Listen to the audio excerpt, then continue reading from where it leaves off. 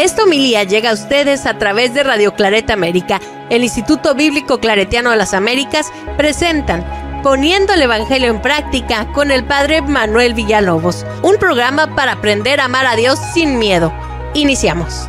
Muy buenos días, hermanos y hermanas que me sintonizan a través de Radio Claret América. Gracias por escucharme, gracias por su fidelidad, por hacer camino con esta palabra de Dios, esperando que como el pan nos alimente, nos sostenga, para ir descubriendo la finalidad que Dios tiene para el ser humano, que tengamos vida, que tengamos una vida plena, una vida con posibilidades.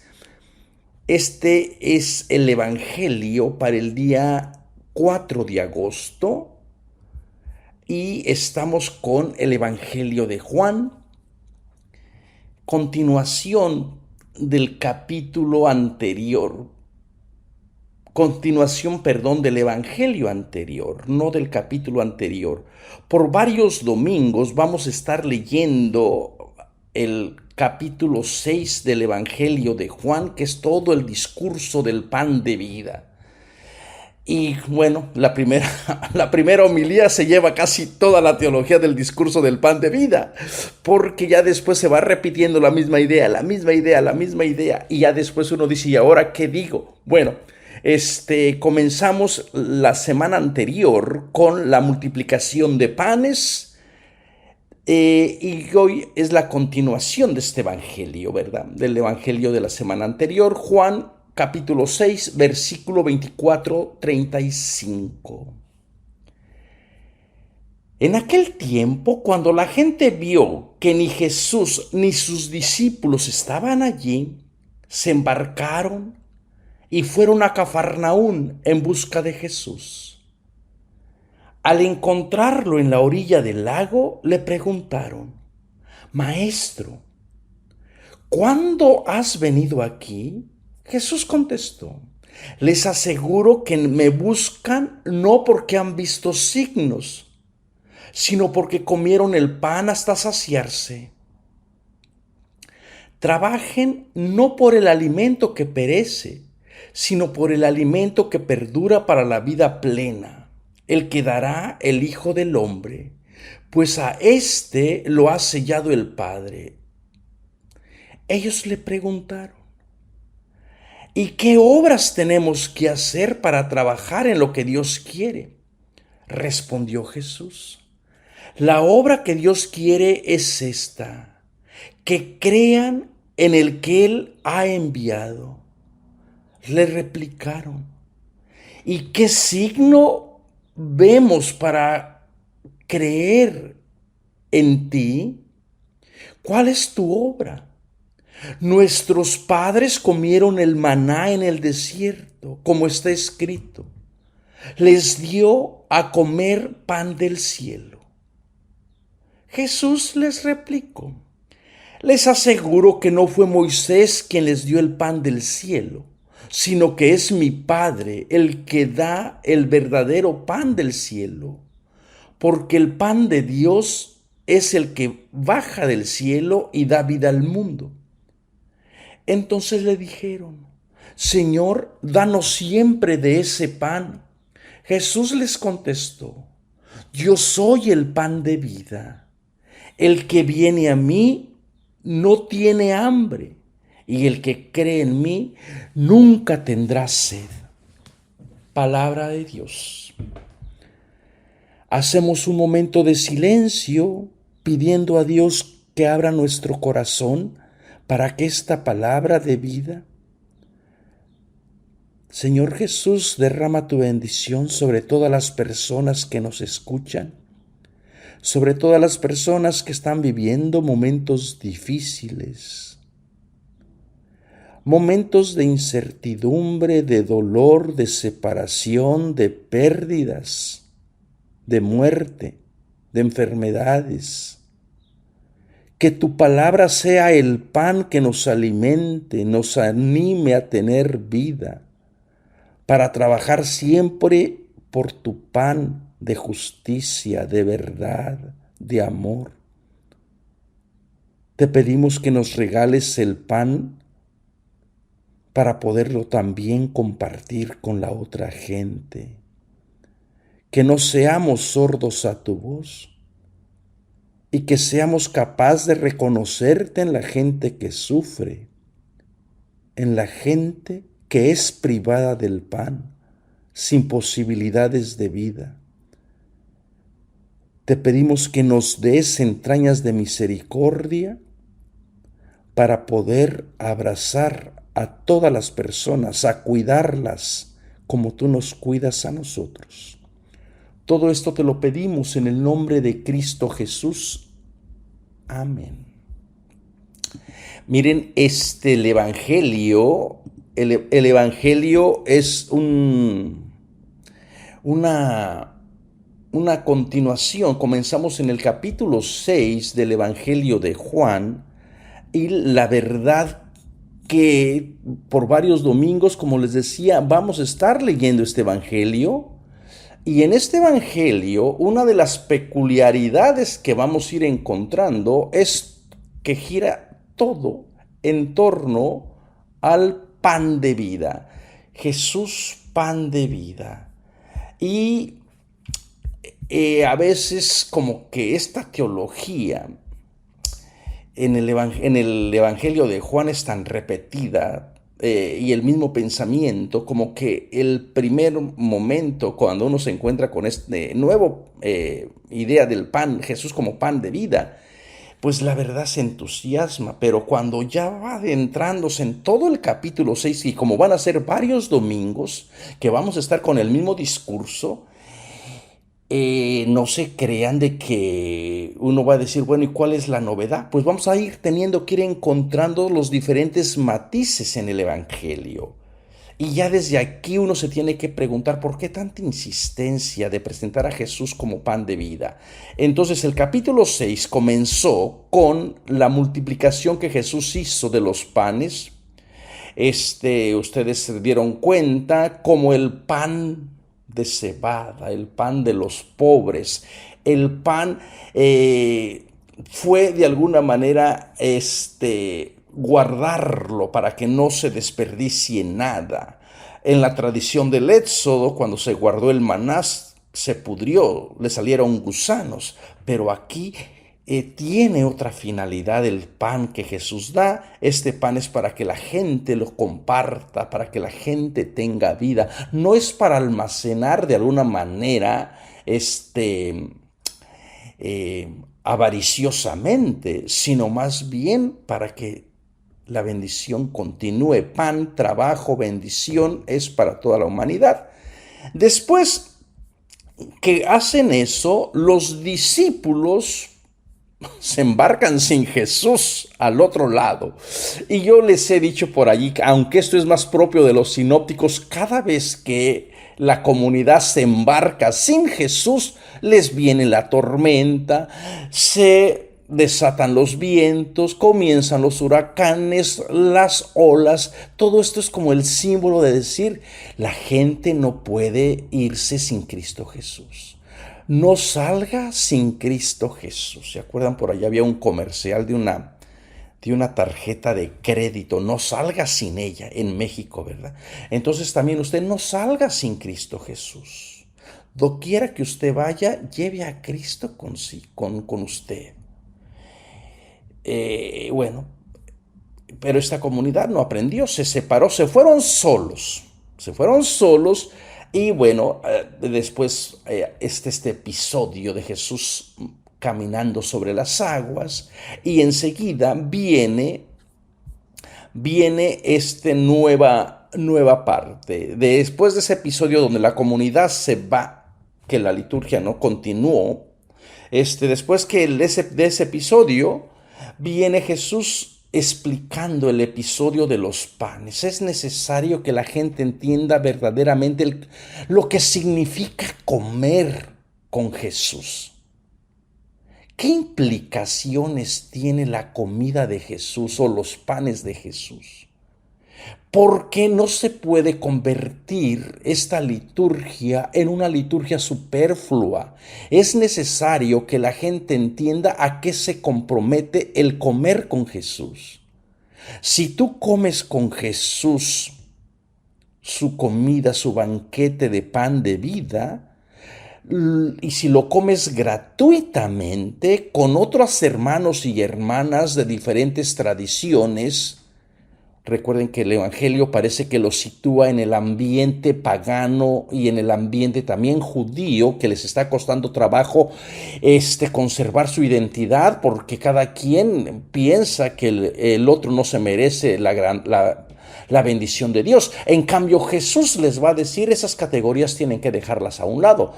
El pan de Jesús, la comida de Jesús unifica, la comida de Jesús une, da vida, nutre, y gratuitamente la gente se sacia como una obra del amor de Dios.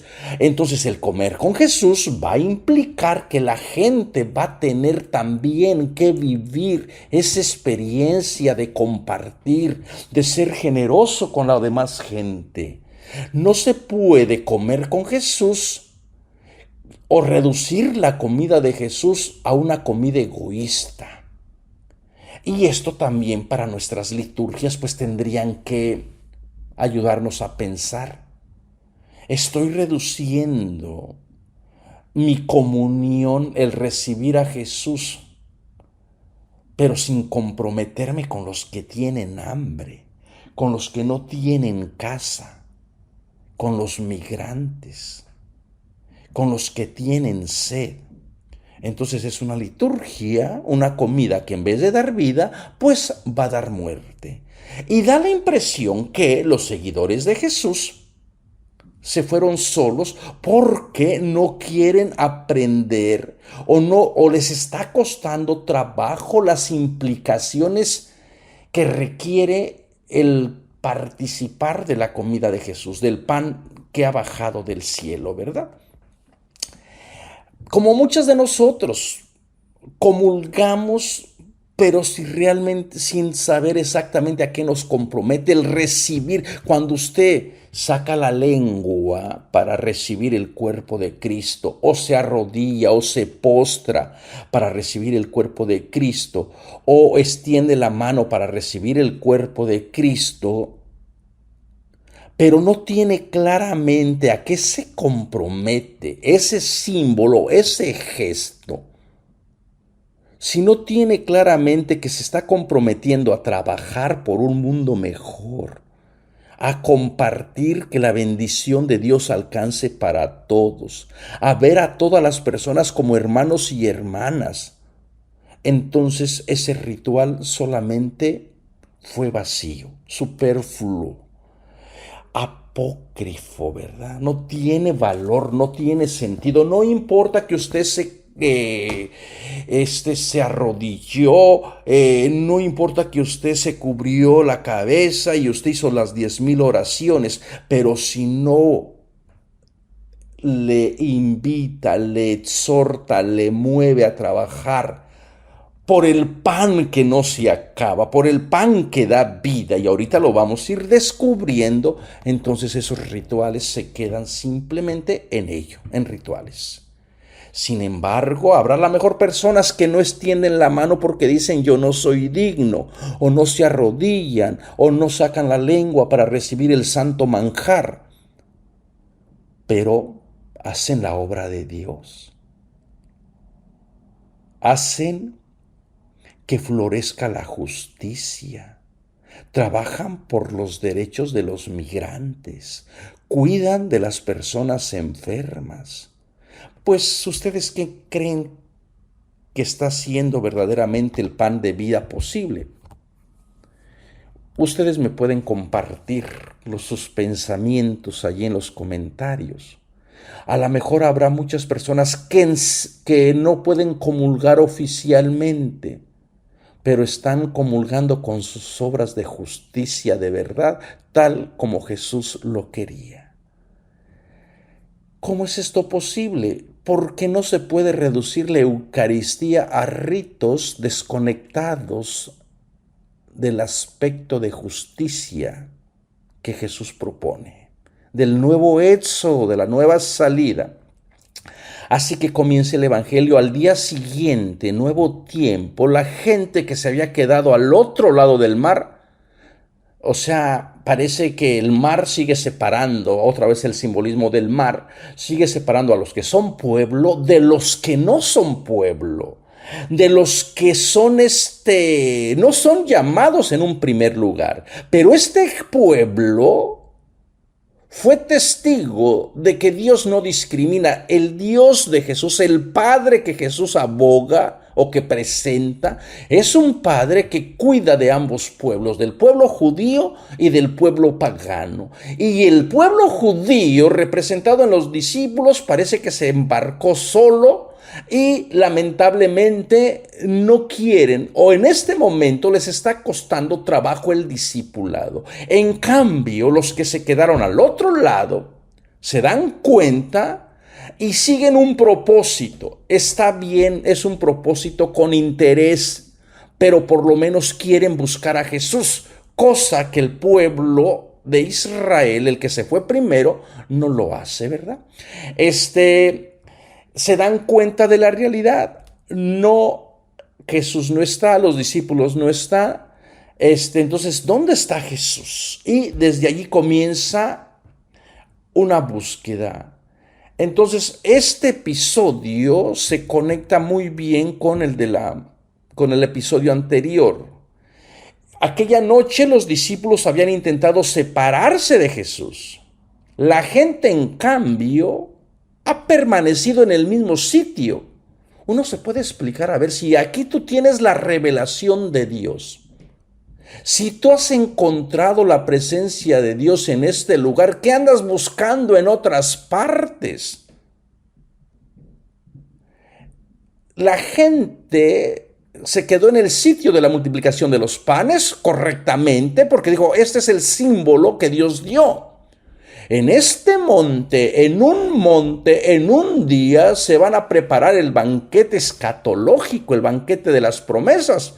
Y claro, después del banquete viene la presencia de Dios. Entonces la comunidad le cree a Jesús. Sin embargo, los de la promesa, los del pueblo escogido, se separan y se embarcan. Muy irónico, ¿verdad? Pero bueno,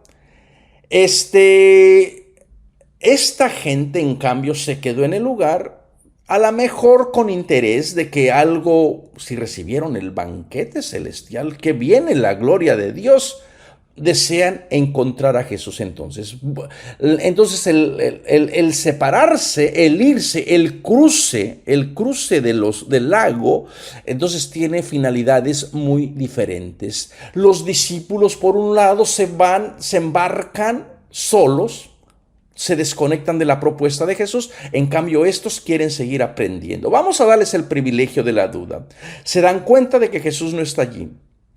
Los discípulos habían marchado solos, de la misma manera que también Jesús había subido solo al monte en el capítulo 6:15, pero Jesús subió al monte solo como el nuevo Moisés. Recuerden que Juan está de alguna manera recreando el nuevo éxodo.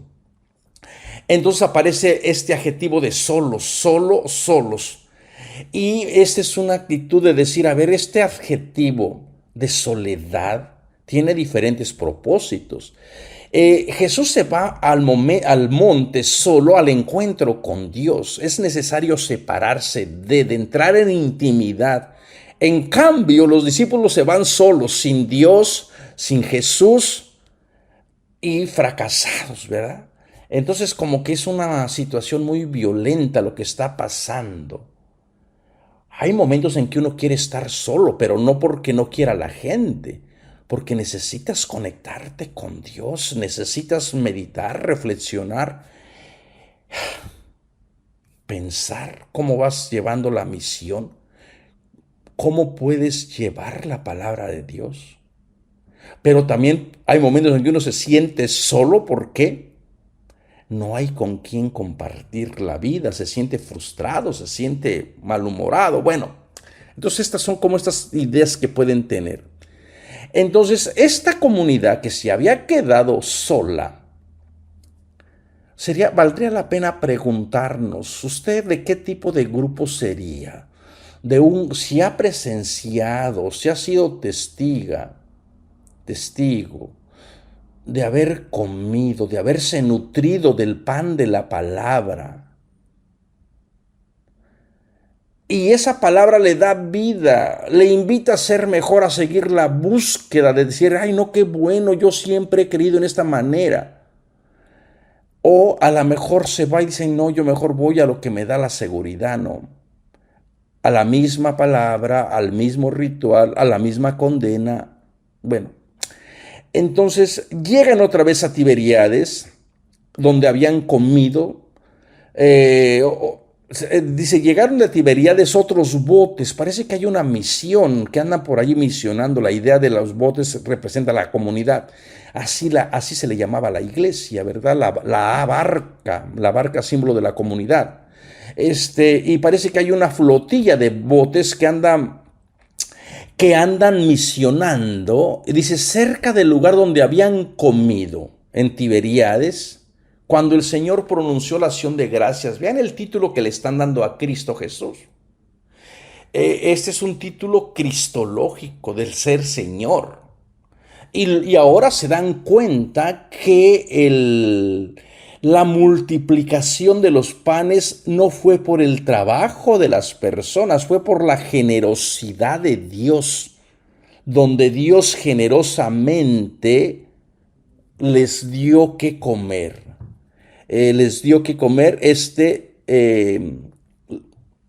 Donde Jesús pronunció la acción de gracias. Es la bendición de Dios.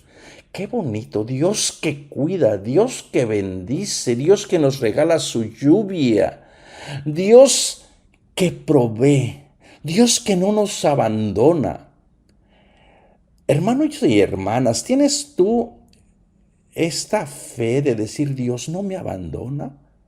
Dios me va a dar qué comer. Y empleo la palabra qué comer como le emplea el Evangelio. El qué comer, el tener pan, es tener posibilidades de vida, es tener una casa, es estar en un lugar donde no te vas a ir al destierro, al éxodo, no te van a quitar tu tierra. Por eso la comida que Jesús celebró, se celebró acostado, reclinado. Había mucho pasto, ¿se acuerdan que hablábamos de eso? Es decir, el hecho de comer implica posibilidades de vida. No se puede pensar que uno tiene posibilidades de vida mientras estás en la miseria, mientras estás bajo la casa de cartón. Y puedes comenzar a decir, ay, es que Dios me bendice porque soy pobre. No. Dios no quiere que tú estés en la miseria. Dios te da posibilidades de vida aquí y ahora. Me quedé sorprendido el día de ayer que me encontré con mi hermano de comunidad, mi hermano que malos entendidos nos habían separado. Hablamos, conversamos, le reiteré mi admiración a su trabajo, al ministerio que él hace, a su carisma, porque es un hermano claretiano que es capaz de ir casa por casa tocando y diciendo, aquí estoy, ¿en qué te puedo servir?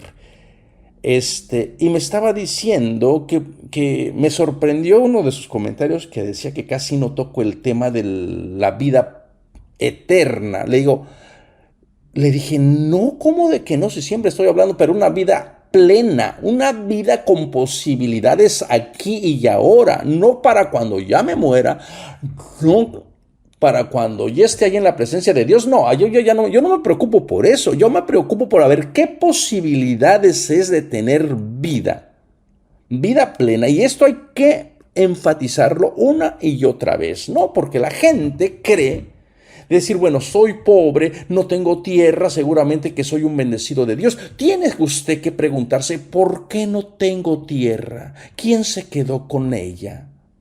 ¿Por qué no tengo casa? ¿Quién es responsable de? Porque entonces podemos hacer de la pobreza una virtud. La pobreza es virtud cuando tú, teniendo posibilidades de tener otras de vivir en otras realidades, decides vivir humildemente, sencillamente. Dios no está en contra de que tú vivas bien, ¿ve?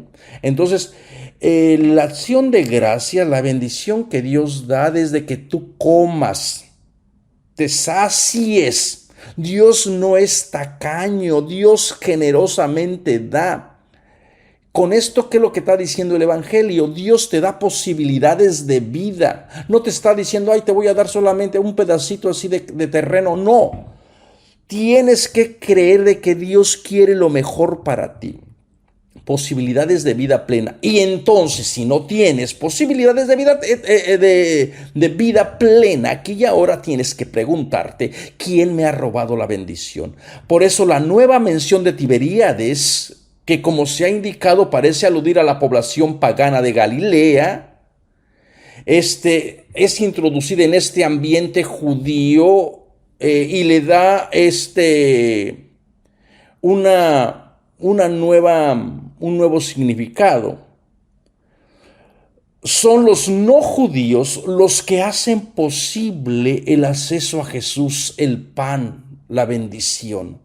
Son los no judíos los que le creen a Jesús. Los judíos parece ser que no le creen. Les está costando trabajo entender la bendición de Dios que se da para todos. Y a veces nos pasa así. Nosotros entendemos de que Dios me quiera a mí, de que Dios quiera a mi familia, de que Dios me cuide, de que Dios me bendiga. Pero ¿por qué tiene que cuidar a la familia que yo no quiero? O al otro pueblo que no profesa lo que yo profeso. No sé si les he comentado que una vez que estaba celebrando la misa en el santuario de San Judas que tenemos en Chicago, aquí en Chicago, en Guadalupe, estábamos en la misa y tenemos la reliquia de San Judas y la gente llega y prende sus veladoras. Llegó un señor y sopló sobre todo, apagó todas las otras veladoras y prendió solamente la de él. Y yo me quedé pensando, de seguramente que él piensa que Dios tiene que solamente centrarse en su propio problema o en su necesidad o en su dificultad, ¿verdad? Y por eso no quiere que Dios se distraiga en los otros problemas de la otra gente. Bueno, eso estaba yo pensando, sabrá Dios, yo no supe qué estaría pensando este hombre, pero me dio a reflexionar que a veces somos así. Pensamos que la bendición solamente tiene que venir para mí, para los míos, pero no para la otra gente. Parece que eso le pasaba al pueblo judío y por eso son los que están en Tiberíades. Recuerden que esto fue la ciudad que fundó Herodes Antipas en honor de Tiberio. En honor de Tiberio, entonces esta ciudad está como dedicada al Dios Tiberio, porque a los emperadores se les daba estos títulos de Dios, de Pontífice Maximus. Y con esto implica de decir entonces el causante de que tú estés pobre, de que no tengas pan, de que estés en la indigencia, no es Dios, es el falso Dios que te quitó tu tierra, que te manipula, que controla los bienes y la economía, ¿no? Pero la gente se embarca, va a Cafarnaún en busca de Jesús. Sigue la misma ruta de los discípulos, pero con diferente propósito. Los discípulos se habían embarcado rumbo a Cafarnaún solos, pero no iban buscando al Señor. Esos en cambio se embarcan buscando no a los discípulos, sino al Señor. Y esperan que el Señor les sea propicio. Y lo encuentran al otro lado del mar y le preguntan, maestro, fíjense el otro título, o sea, en el camino discipular le van dando su fidelidad. ¿Cuándo llegaste aquí? ¿Desde cuándo? Le dan el título de rabí, señor, maestro. Es la primera vez en el Evangelio de Juan que la multitud habla con Jesús y muestra el deseo de ser discípula de Jesús. Y es la primera vez entonces que le dan este título, la multitud. Entonces lo consideran un maestro Y no se explica cómo es que Jesús se encuentra en esta orilla del lago. O sea, como que al evangelista eso no le importa. A lo mejor lo que le interesa es cómo Jesús está reconciliando a ambos pueblos, a los judíos y a los no judíos, a los paganos. Jesús es como la mamá, ¿verdad?, que reconcilia a los dos hermanos que no se quieren. Y la mamá, con sabiduría, con amor, es capaz de ponerlos a la mesa, reconciliar con uno, renegociar con el otro. Jesús no responde a la pregunta del cómo llegó allí, sino que va a decirles el motivo de la búsqueda de ellos. Ellos habían seguido a Jesús como a un posible liberador, pero ahora pretenden solo que les asegure el sustento. Y Jesús les dice, bueno, está bien, sus intenciones han comenzado este caminar discipular, pero tiene que ir purificando. En el camino, en el encuentro con Jesús, uno tiene que ir purificando su visión, su idea que uno tiene. Por eso es importante el estudio, por eso es importante el madurar la fe. Si tú siempre has crecido con la misma idea de Jesús en toda tu vida, y tú ya tienes a Jesús a tu manera y ya no permites que este Jesús te mueva, te transforme o te muestre otra realidad de su persona, pues entonces no puedes madurar tu fe. Y esta comunidad Jesús los toma, fíjense, como buen maestro, los toma desde donde viene. Está bien, me andan buscando, me han confesado como maestro, como Señor, y lo soy. Pero ahora tengo que purificar sus intenciones. No busquen solamente el pan de estas posibilidades. Busquen, trabajen por el alimento. Dicen, trabajen no por el alimento que se acaba, sino trabajen por el alimento que dura, dando vida definitiva. ¿Cuál es el alimento que dio Jesús? El pan que bajó del cielo, ¿verdad? En la multiplicación de panes.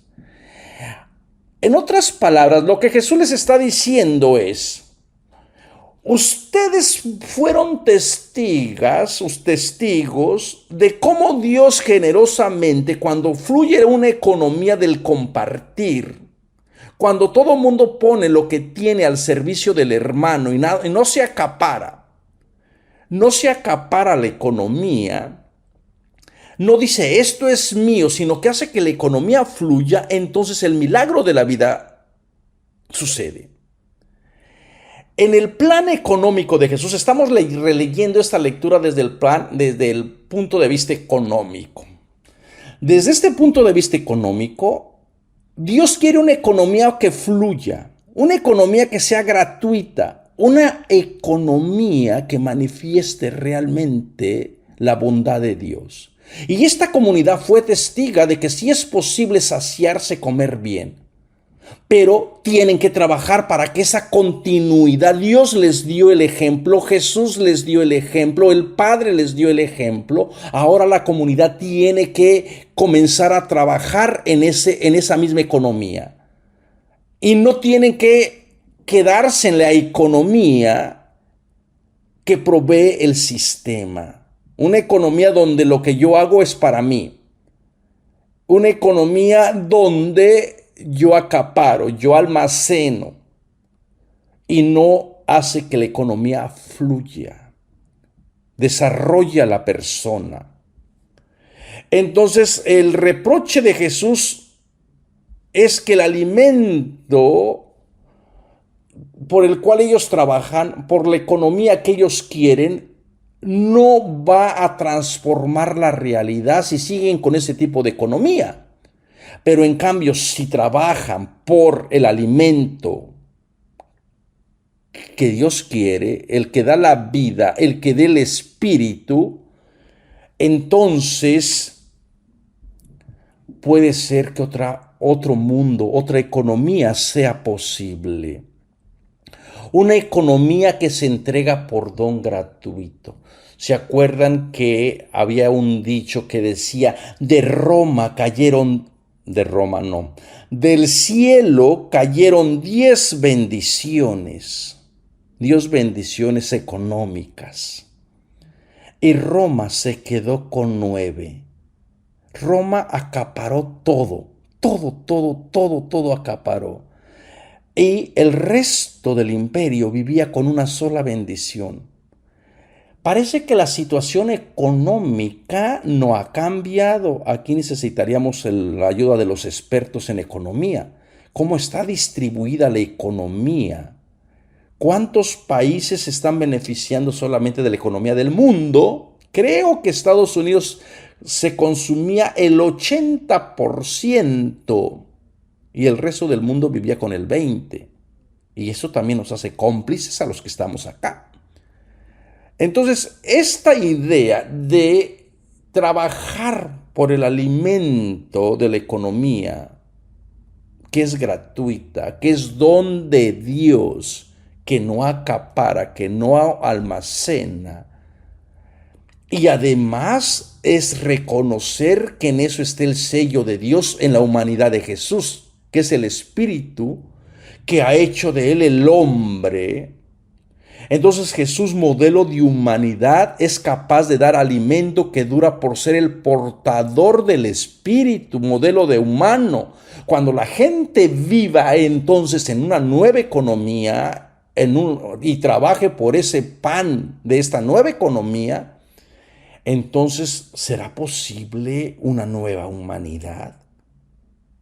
¿Será posible que todos sean sellados por el Espíritu de Dios? ¿Se acuerdan ahí en el capítulo 1? A los que creen.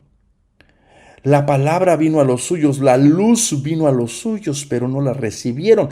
Pero a las personas que la recibieron, les hizo hijos e hijas de Dios, una nueva humanidad. O sea, todo se vuelve a una nueva humanización en el Espíritu de Jesús. Pero es necesario trabajar. No basta con sentarse a lamentarse, a decir, ay, es que soy pobre. No, trabaja. No basta con asimilarte a la economía del imperio.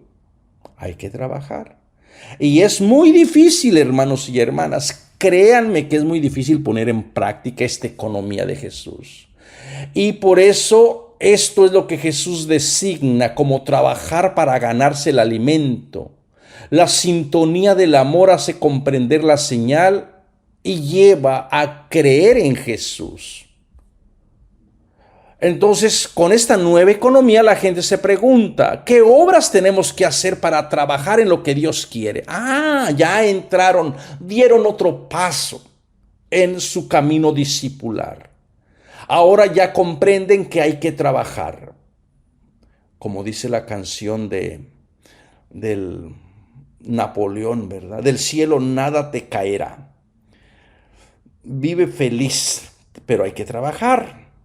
O como diría Pablo allá en Tesalonicenses, ¿verdad? Y el pseudo Paulo, el autor de la segunda Tesalonicenses. El que no quiera trabajar, que no coma.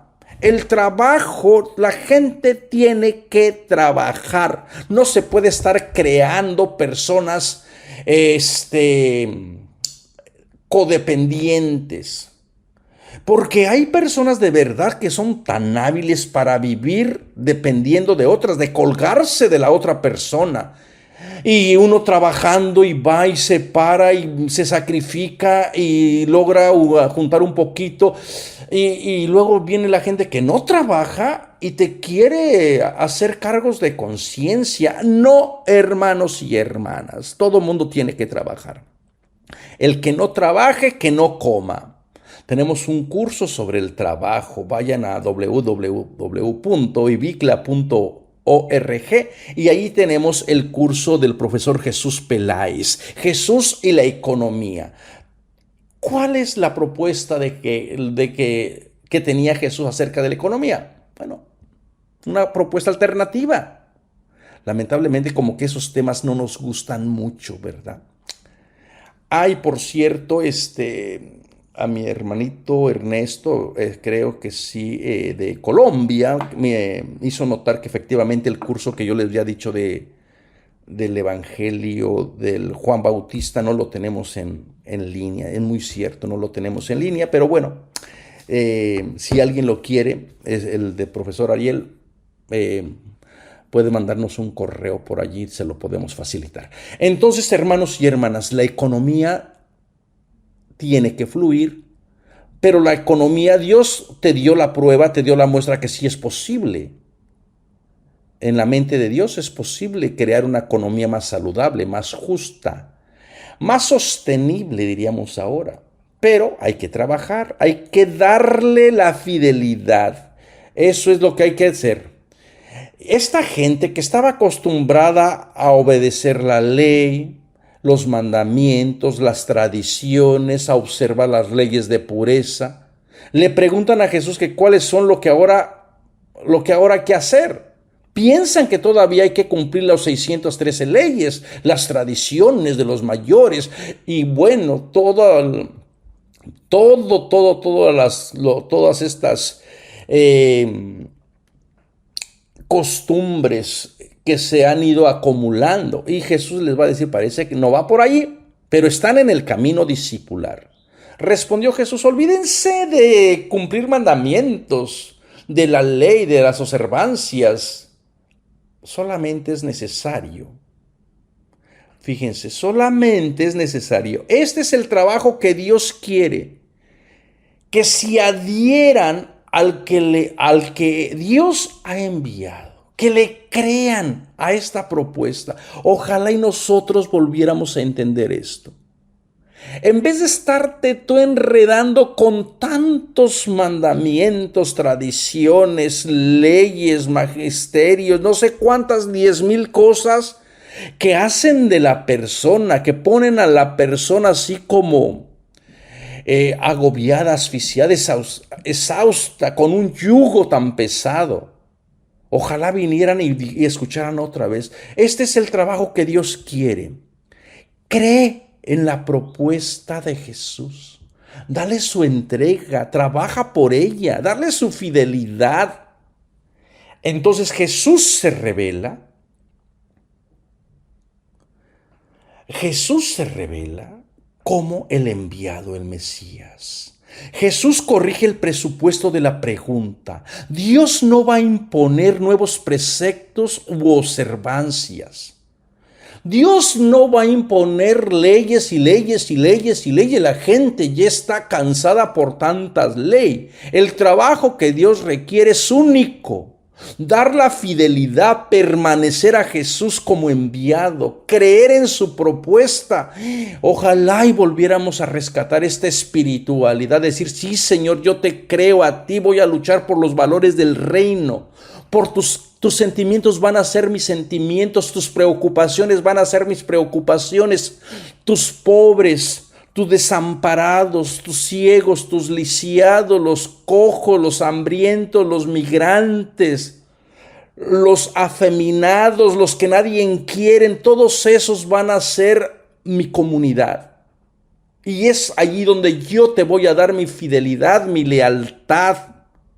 Las mujeres que son víctimas del machismo, que son maltratadas, que son golpeadas, que son amenazadas de muerte por gente que domingo a domingo va a comulgar, aunque el sábado estaba ahorcando a su mujer, amenazándola con un cuchillo, jalándola del pelo por todo el patio, y esta persona el domingo devotamente va a comulgar. Hermanita que me estás escuchando, a ese Dios que este abusador le reza no es el Dios de Jesús. Y a tu pregunta, ¿dónde está Dios? Dios está contigo. Dios está en tanto llanto que has derramado, en tanto golpe que has recibido. Y Dios te invita a que salgas de esa situación y te adhieras y creas en Cristo Jesús, el Hijo enviado. Entonces, esta exigencia es nueva y no se le esperaba a la comunidad. Estaban dispuestos a manifestar su adhesión a Dios de la manera que Él pidiese, pero por medio de la ley, por medio de la tradición. Ahora es necesario que Jesús les rete y les diga: tienen que creer en mí. Entonces vienen las dificultades. ¿Qué señal nos das? Lamentablemente, hermanos y hermanas, el tiempo se me ha terminado, pero no se preocupen, voy a continuar este evangelio porque el día, todo el mes vamos a estar hablando prácticamente del pan de Jesús, el pan de vida. Así que no se mortifiquen, vamos a quedarnos aquí y vamos a continuar comentando el evangelio del próximo domingo. Mientras tanto, hermanos y hermanas, ¿cómo estás siguiendo a Jesús?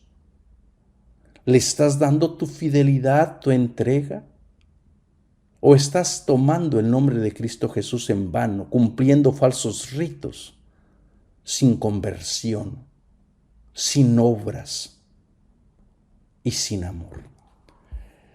Que tengan un buen inicio de semana y nos vemos la próxima semana. Los invitamos a escuchar más programas de crecimiento espiritual y emocional en radioclaretaamerica.com y a seguir en YouTube a la Escuela Bíblica Claretiana de las Américas. Visite ibicla.org.